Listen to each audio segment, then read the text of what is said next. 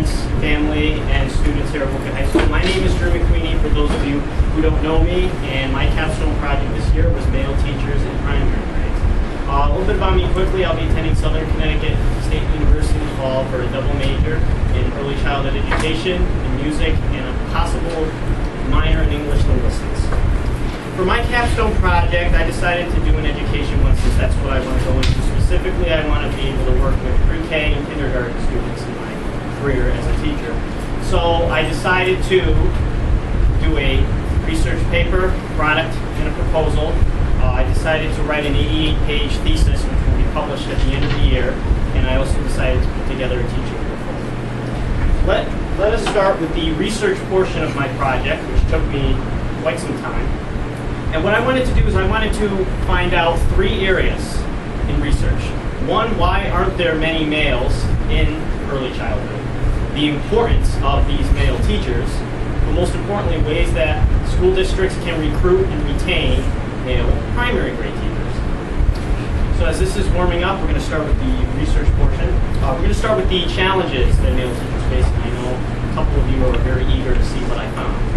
Before I present, I would just like to let everyone know that this is research-driven, not opinion-driven. Obviously, topics such as male teachers in primary grades, we tend to think that we could have biased opinions. That's true, but I would like to let you know that out of 100-something sources I had, I can't say I agree with all of them, and we're going to disagree on a lot of things if you guys always realize that in life. So this is research-driven, not opinion-driven. So please keep that in mind while we move forward with this presentation. Let's start with the challenges that male teachers can face. First one is isolation.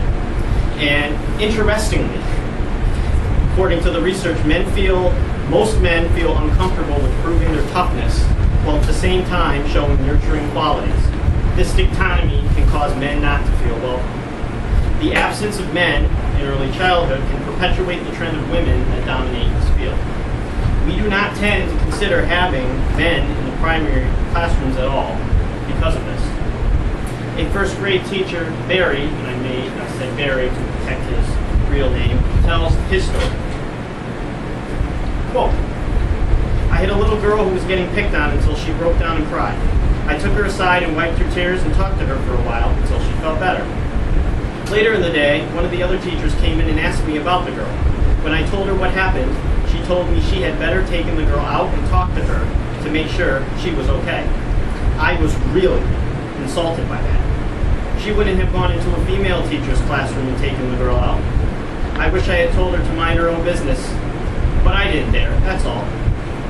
And this was a teacher quoted in the Journal of Gender Studies from Torrington, Connecticut. Here the female teacher is demonstrating her lower expectations for a male colleague because on his gender and not on his capability as a nurturing educator. It is these diminished expectations that can result in a sense of men feeling isolated. The next challenge males face are stereotypes. Stereotypes that men can face not only come from the parents, but most importantly, the media. Well-publicized abuse cases can label men very unfairly, and most times we watch the news, we tend to see a lot of males in the news for sexual charges and other negative things. If there's a male teacher in the primary grades, some parents want them to act tough. Not to mention any names, but an AP teacher in the school, when discussing affirmative action with his class, brought up the topic of how it could possibly be discriminative to see females in the primary grades. Most importantly, he said, "As a future parent of a son, I would love to see more male authoritative figures in primary grade classrooms." He made a very good point, but there's one problem. The word authoritative is a very stereotypical thing to say about male teachers in primary grades. Not all men are authoritative. The greater the female presence, the greater the likelihood of a feminine ethos and culture, and the more likely it is to discriminate against males, according to Sparks, quoted in her 1999 literature. This depiction of male primary grade teachers perpetuates and emphasizes the stereotype of a predominantly female role. Quote, "A few weeks ago, there was a reference in the newspaper to concerns about a male working in a local early childhood program. It wasn't a direct accusation, but there were questions raised. My wife and I did a quick count of all the males we knew in the region and came up with only 7 men. I am the only male they know in early childhood. Anyway, it turned out that the report should have read that preschool-aged children had been assaulted by a relative of the family. But it shows how very inaccurate reporting can put a cloud over your head. One night soon afterwards, the words, "James Strath is a pedophile," were spray painted on the walls of the center. And this was a elementary school teacher quoted in another journal of social science from Greenwich, Connecticut. It's unfortunate that we have this problem in America. We have to look forward and be positive in order to overcome that. Which leads me to the next point of the benefits, the lighter portion of the presentation. There are plenty of benefits that male teachers can possess when working with primary grade kids. First one, having a male role model for students. A lot of kids in this world come from families that don't have fathers. And it's important that they get that daddy that loves and cares for them in the classroom. For the boys, they may express a preference for male teachers because of perceived shared interests, experiences, and ways of thinking. These boys may feel that primary grade male teachers may have a better comprehension of their kind of play and can relate to them better. Some parents could possibly think this too, according to Cohen in his research thesis. For the girls, according to research, a male teacher can represent a very crucial opportunity to interact with and build relationships with men outside the family. This increased understanding of male role models serves as an important role in girls' successful transition into their future in adult life, especially those who do not have a male figure at home. Male teachers can also help two-parent families. They can help communication between children and fathers in households to make it stronger. Last portion of my research is how to recruit and retain these male teachers. And we have three research ideas that I found. The first one is the media really has to start portraying men better. We obviously know that the goal of the media is to report the news, not to persuade it. Why are they persuading it? I have no idea. For example, if you're a cool school on WFSB, instead of there's a male teacher in an elementary school, direct the TV to a male teacher's classroom. See what's going on. Also, men do not get the opportunities that female students do. For example, if there's a babysitting position open, chances are the parents are not going to go to the son and say, "Would you be interested in babysitting?" They're most likely going to go to the female and say, "Would you like to babysit?" We need to give men these opportunities. College programs also need to change, specifically in children's literacy. You remember in your elementary years you read Dora the Explorer and Junie B. Jones. Female kind of books. There's not enough male literature. Now, after finishing my research, which took me a while, I decided to gather my own research to see if these trends hold. So what I did was I developed a 30-question survey in which I sent to 3 different school districts, thanks to Mrs. Rodriguez, one I'm forever grateful for. I sent one to all 3 suburban schools. No rural schools, no urban schools participated in the survey, unfortunately, and I posed 30 questions to them. 10 questions regarding challenges male teachers face based on the research, 10 questions on the importances, and 10 questions on ways to recruit male teachers. I like to share some of the results with you. My first part of my thesis was what I focused on. Are male teachers needed in the primary grades? Based on my sample, overwhelmingly, 90% have agreed. Very impressive. Question number 20 comes from the challenges portion. I feel parents are supportive and accepting of males teaching in the primary grades. 88% said that they agree with the sample. The research pointed earlier that parents are not supportive and accepting of males teaching. This sample I obtained told a different story. Question number 22, I feel society and our culture still questions the motives of men who choose a career teaching in primary grade. 68% said that they disagree. Once again, the research said that they do question motives. The sample I obtained showed a different story. If you look over here, 27% have agreed with that. Please keep that in mind as we look at the results. Question number 24, I feel males cannot act in the same manner as female co-workers in situations such as being alone with the children or displaying affection towards them. 52% said they disagree with that. However, 39% have agreed.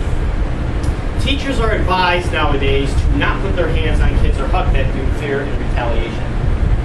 And I had a child on my lap the first day I worked in pre-K, and I was nervous as ever because I didn't want anyone to come in and say, "Oh, they're going to start problems."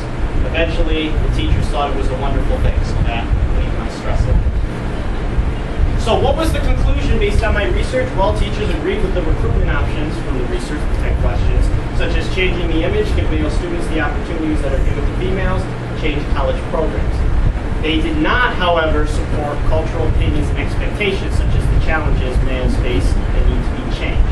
Therefore, my thesis was proved in one area, and my thesis was not supported in another. So, after the conclusion of my research, I found and conducted, and by the way, if you have any questions after the presentation, you can view my thesis up there for more information on the data results. But I decided to further my experiences by doing a 25-hour internship at Wolcott Elementary School in Wolcott, and it was one of the greatest experiences of my life. It made me realize that this is what I want to do, and I feel like that a teacher is in it for the profession and not for the paycheck, and I feel like I can make a difference in kids that need support. And nowadays, we live in a society where it is very detrimental to health, to the lifestyle that people live, and it's important that we get more teachers working with these kids.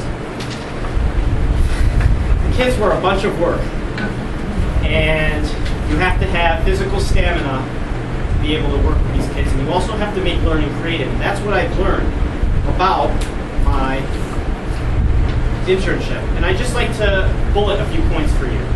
Preschool is not about play and babysitting. They are learning activities as well that develop motor skills, language skills, and numeracy skills. Same thing for kindergarten, same thing for first grade, and potentially the upper grades.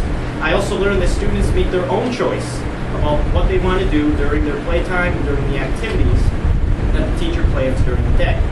It is what interests them. Having male teachers in primary grades, I learned from other female teachers at Wolcott, it's necessary to teach our kids that you do not have to be a certain gender to do what you really love to do. A good teacher should and must relate to both gender students and are supposed to develop both genders, not boys over girls, but girls over boys. Without further ado, I would like to play a video for you of my lesson that I taught to the preschool kids. And what I did was I read them a story on shells. We had a discussion. You will see I had all male students. Now I'd like to address the concern with that. I had the parents fill out a permission slip asking if I could videotape them, and only 6 male students returned the permission slips. The afternoon class at pre-K was, it only had 2 female students. The morning class had 11 female students. So just keep that in mind so you don't think I'm biased showing you the video. But without further ado, I'd like to show you my lesson.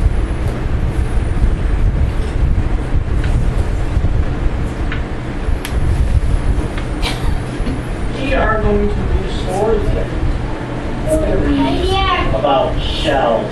Where can you find shells?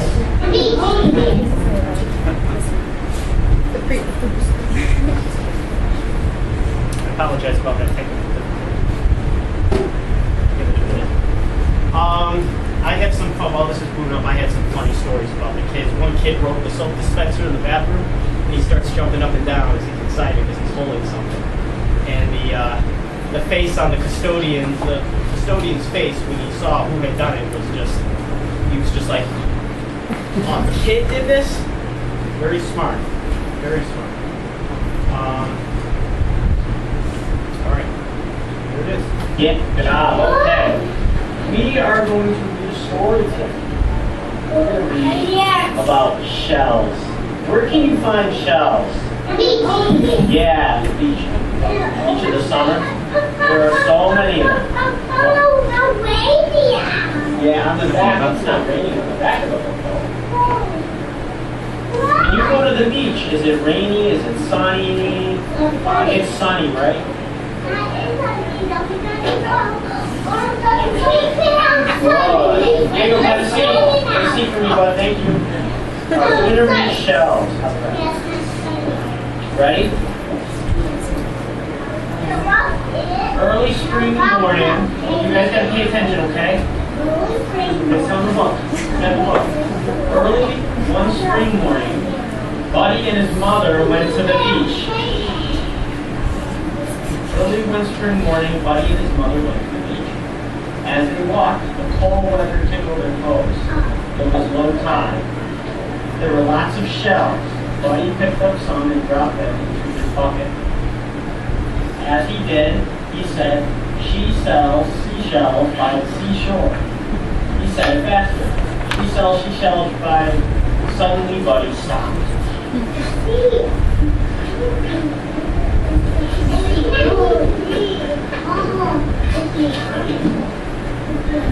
"Wow, look at this, Mama."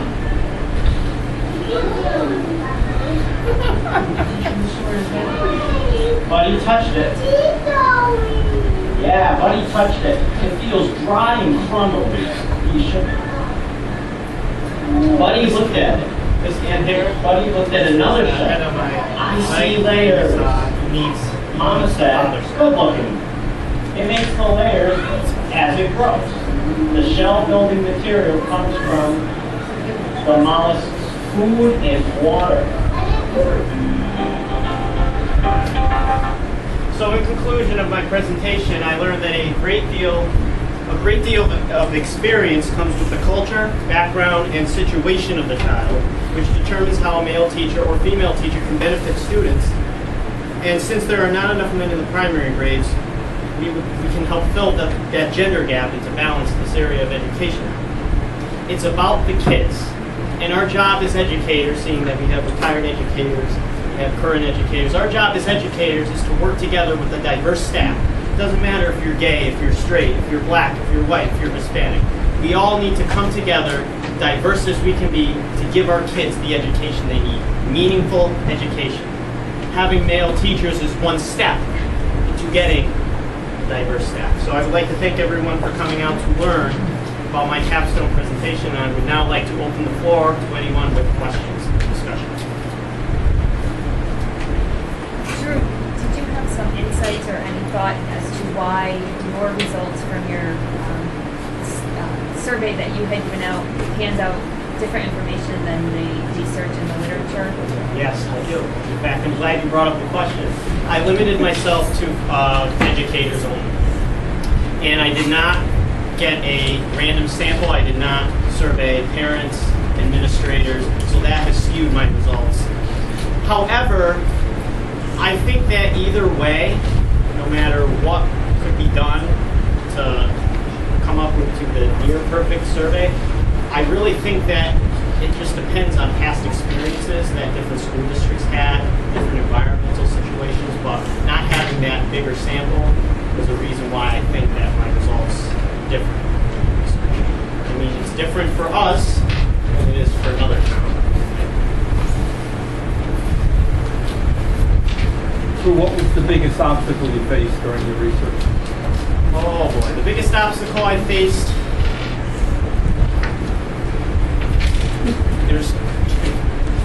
first one is that I had to not make myself seem biased when doing this presentation. A lot of people are very skeptical that I have twisted the research and twisted the data to make it more on my side, and I was very fearful of that because I want to be neutral. I want to give you guys the information and you guys can interpret it.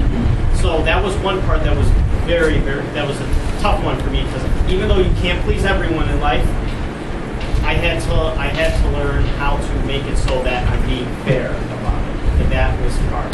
The second obstacle I faced was the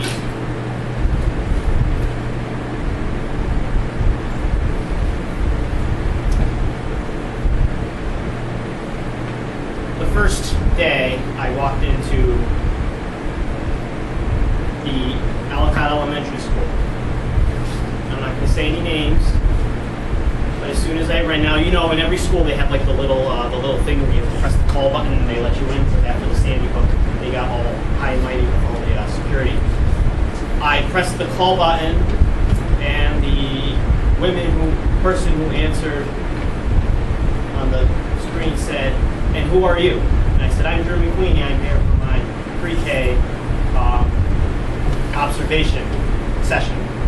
And she let me in, and as soon as I walked in, female teachers popped their heads out to see who I was. Considering that there were all female teachers in the building, it made me very uncomfortable to know that I'm going to have to do everything I can to make myself give myself a good impression so that they don't think I'm in there to harm any of the kids.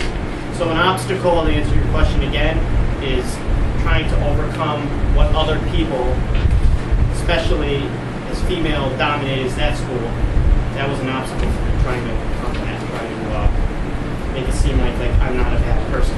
So it definitely casts a shadow on any man. So, which would lead me to my question, how did you feel when you left? When I left, I felt like $1 million. Come to find out that there You were... were tired I- every night. Every night I came home and I slept. You got sick many times. And I got sick too. I was out from school many a times. Oh, yes.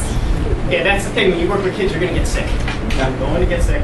I felt so good coming out of there because the relationships I made with all of the teachers in the building, especially Mrs. Curcio, who I did my internship with, and just the fact that once they saw me interact with the kids and saw me plan a lesson, and they saw me pretty much do what education majors do, what teachers do, I think it made them realize that there's someone who is really committed to helping the kids succeed. And when I left the building, I felt so well. See, which leads me to something else, that your presumption when you went there was totally different than your experience, which is exactly what your Capstone project was about, is the presumption and stereotypes. So I think that was probably one of the most valuable lessons that you learned doing this project. And having seen you when you were that little kid on the carpet, I like to think he's becoming a kindergarten teacher because I was his kindergarten teacher. But I'm very pleased that this is what you decided to do. Obviously, I had Mrs. Ephries for kindergarten. I'll thank her for helping me out. She was one of my first teachers. I will always remember, and I'm glad we have a wonderful friendship that lasts us for a very long time. To you too. So, most importantly, it's you guys, the teachers, that have made me. Honestly, I thought you were going to be a CPA.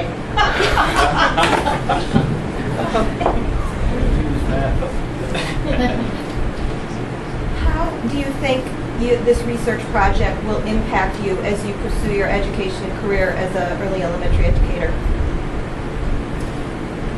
How will this project help me with my career? How will it impact you? Are you going to have a certain focus? Are you going to make sure to avoid doing certain things, make sure to do certain things? I'm going to, most importantly, take what I've learned since experience as the best teacher and apply it to my classroom and to outside education. Also, though, I'm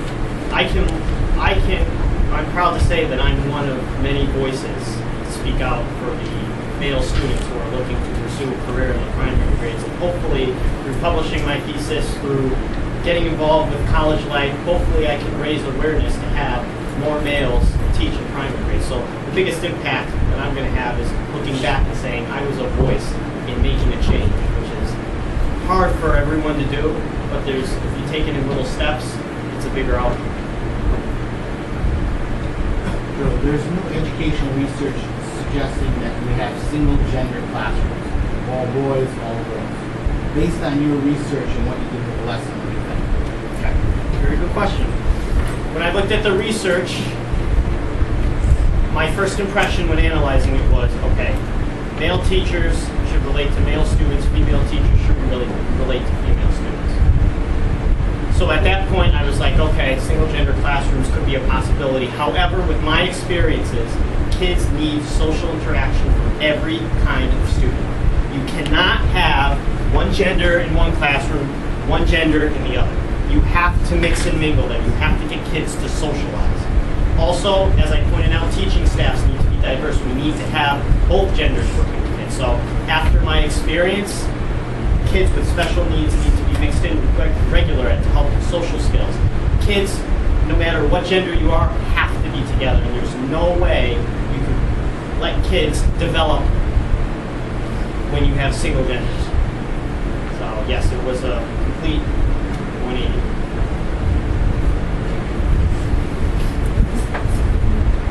Any questions? Anything about the survey? Anything?